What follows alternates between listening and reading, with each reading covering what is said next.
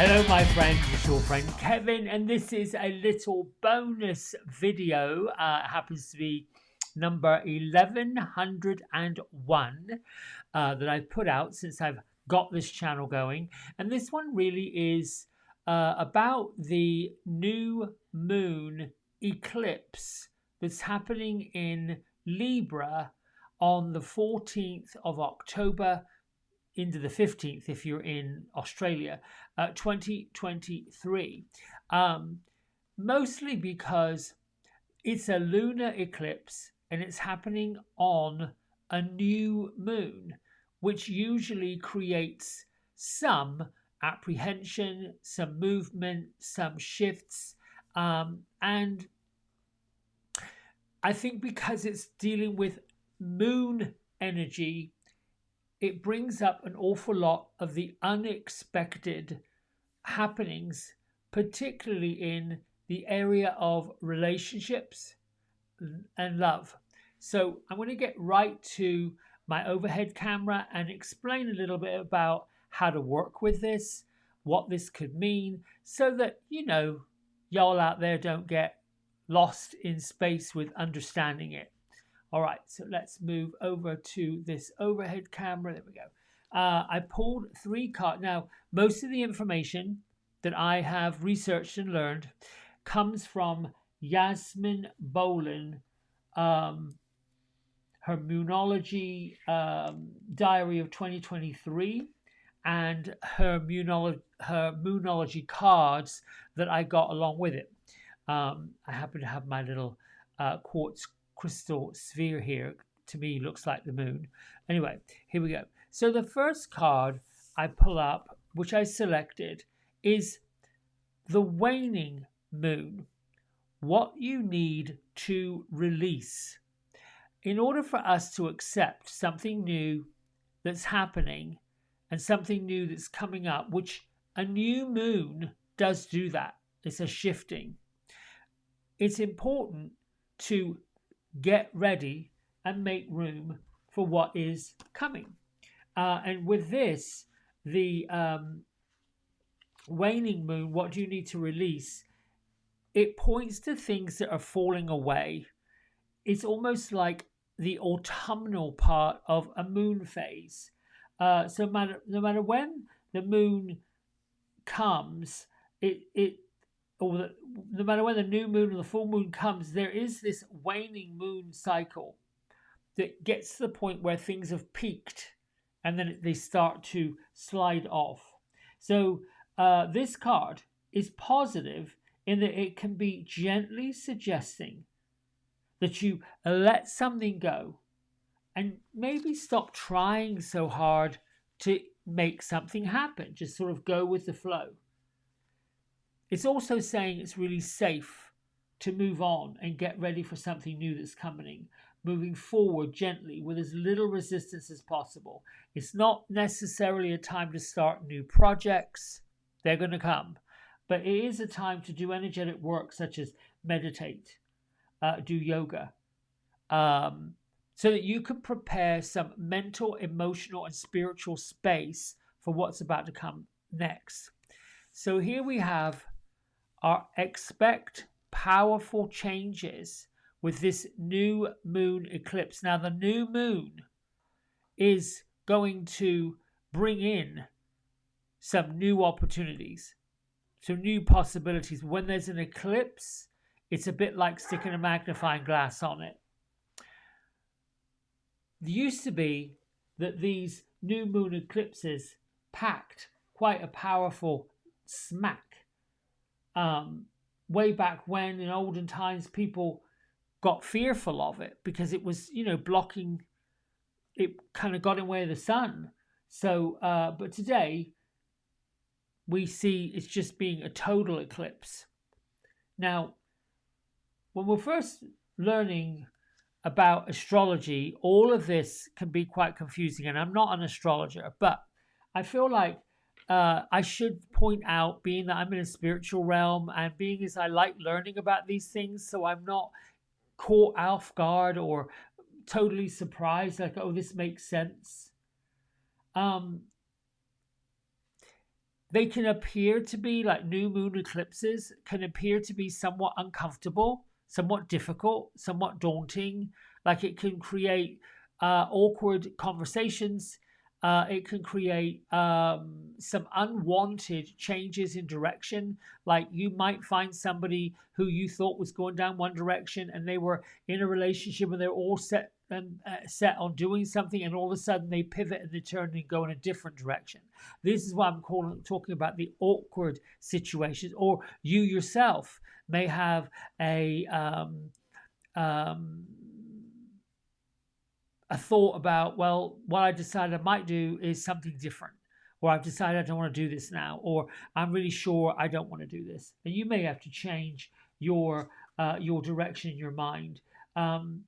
What this new moon in the eclipse in Libra is suggesting, that you face up to these truths and you come clean with what it is you want to create, and make sure that you're in the right place to do it. Now, I'm not suggesting that this is something that's going to be strong and, oh my goodness, you've got to be prepared because something terrible is going to happen. No, not that at all. But it is a little bit of a heads up that you can find relationships taking a bit of a different turn. They might get deeper. You might find someone could propose to you out of left field. You may find that, your relationship has to take a shift.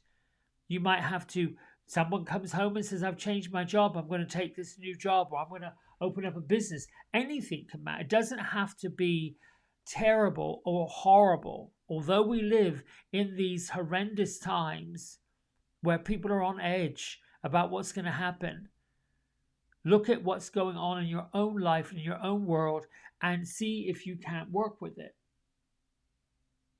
Be open to making the changes so that you can move forward towards this lunar eclipse. So I would say this is time to work on creating the future that you want, particularly when things pop up, because those eclipses are like a sliding glass door to a different portal. You can create whatever you want. Now, right after the eclipse, we have a new moon in the romantic sign of Libra. So if you were single and you're looking to mingle, this would be a good time for you to be thinking about what kind of relationship you want, what kind of person you want to bring into yourself, what dreams, what wishes you have. Write a letter as if you're writing, saying thank you, whoever, Archangel Raphael, Archangel Shamuel, whatever your spirit guides and angels are, for bringing me this wonderful partner. Because new moons will do that. They will usher in new relationships, new friendships, new business partners, all those kind of things. It's also about compromise. You see here in this picture, we've got the balance of the scales. So it's like evening out things. If you're finding something in your life is out of whack and isn't quite balanced up, then you work on things to balance it out. Work on things to bring some harmony into it so that things are connected properly. So let's have a look at what kind of work you could do. So I did this earlier based on the suggestions. You draw like this tic-tac-toe type of grid. And then in each one of these squares, you put down what it is that you want to work on. I wrote money and health and work and love and happiness and fun, abundance, friends, and spirituality. These are my labels that I want to work on in this new moon cycle. Allow yourself to then picture what each one of these looks like. You can take a few minutes to close your eyes, take a breath in. What does my money look like? How much more money, extra money do I want to bring in? And what does my work life look like? Am I bringing in more work, bringing in more clients? Am I changing the kind of work I do? Am I looking to improve it? And see it, feel it, ask the questions. You can almost do a self-interview, interview yourself as if you were a journalist wanting to find out a little bit more about what's going on. Draw in what you want for yourself in each part of your life in here. What do you want out of fun? What do you want out of friends? What do you want in abundance? What does abundance look like for you? Now, if you're looking to find out how to work with this new moon, how do I let this new moon work for me in my sign? If you're into astrology, find out what your rising sign is. So if you know what your rising sign is, there's plenty of, Yasmin Boland on her website, I think it's Yasmin Boland, BOLAND, and Yasmin, YASMIN.com. Probably look that up, you can find it. But whatever your star sign or your rising sign is, see which of the houses are involved, and then that's the area that you work with in this new moon. For example, Aries would be the 7th house. Taurus is in the 6th house. Gemini in the 5th house. Cancer in the 4th. Leo in the 3rd. Virgo 2nd house. Libra 1st house, because we're in the sign of Libra. Scorpio moves to the 12th house. Sagittarius to the 11th. Capricorn to the 10th. Aquarius to the 9th, and Pisces to the 8th. And I'm hoping that I've sort of got that, or that's making sense to you. Now, when I move to, in this book, this Lunar Diary of 2023, on page 25, they've got the quick guide to these houses. So when you look at, I just said where those houses are in your particular rising sign. The 1st house is all about your appearance. So according to this chart in this book, let's see if we can go back to it. Yeah, we are. The 1st house was Libra, was in the 1st house. So that's going to be about the appearance and the image, self-identity, how to come across to others. The 2nd house is cash, property, possessions, values, including how you value yourself. And in this particular book, the 2nd house is Virgo. So then the 3rd house in Leo, that happens to be my star sign or my rising sign, that's about communication. It's about siblings, neighbors, trips, education, anything to do with communication. And then we go into the 4th house, Cancer. The 4th house is about the home and the family and all things domestic, where you belong, all about your past. And then if you go to the 5th house, that's in Gemini. And the 5th house is romantic, creativity, children. Doesn't matter, pursuit of pleasure and love affairs. And then if we move into, we've got the 6th house, that's in Gemini. And the 6th house, that will be talking about daily routines, including work or your health or your sense of duty. The 7th house being in Taurus, that's about your lovers, your spouses, your partnerships, your exes, even in enemies, any sort of partnership, including businesses. This is about cooperation, and it's also about competition. If we move on into, let's see, the 12th house of Sagittarius, work back that way. Let's see what the 12th house is in Sagittarius. That is a deeper, darker, the deepest, darkest, most sensitive part of your chart. Your fears, your spirituality, your self-undoing, withdrawals, dreams. Moving on into, let's see what else we've got up in here. The 11th house will be in Capricorn. So you Capricorn folks dealing with the 11th house is friends, network, social circles, what you're wishing for. This would be a good Sagittarius. This would be a good time to do your manifestations. And then if we go into the 10th house, which is Aquarius, and in the 10th house, we work with, let's see, move over here, your career, ambitions, how you make your mark in the world, and what you're known for, your reputation. Let me put this other camera on here. You won't look at that. There you go. Just so you can see, I'm working with this book, which I find fascinating. Let's see. Let's go into the next one, which is going to be 9th house in Pisces. No, Pisces is the 8th house. Aquarius is the 9th house. Study, travel, great cosmic quest, the internet, higher learning, religion, big, big dreams. And then the 9th house, the 8th house, which is Pisces.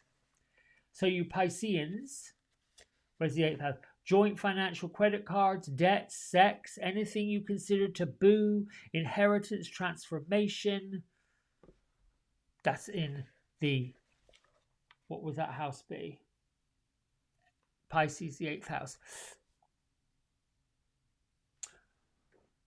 I find this book fascinating.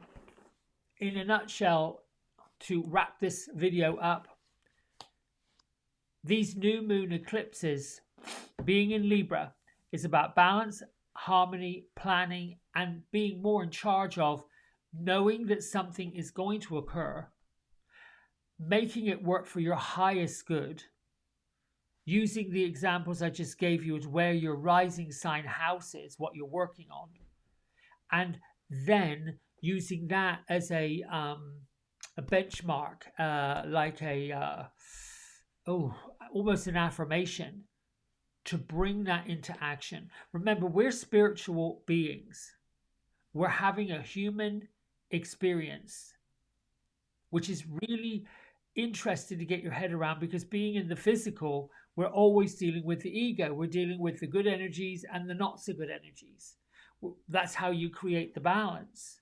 We look at things that we don't know that we really want to have happen and we're really not sure about. So using these tools like the moon diary, or pendulums, or tarot cards, or oracle decks, or digging into some of these readings, not necessarily, well, this is going to happen on Friday afternoon and then you're going to do this, this, and this. This is getting in front of it and saying, this would be a good time for me to plan on sorting through some garbage I don't need, pulling out Christmas cards and writing a list of people that I want to send a greeting to, and maybe working on that kind of stuff if your house is in the communication area, or your rising sign. Our rising sign, our ascendant, our star sign is how we show ourselves to the world. That's our personality. That's what we're all about. That's what we don't mind showing people. That makes sense. I hope this has been helpful. Put your information down in the comments, and as usual, I'll see you tomorrow with your card of the day. Lots of love. Bye for now.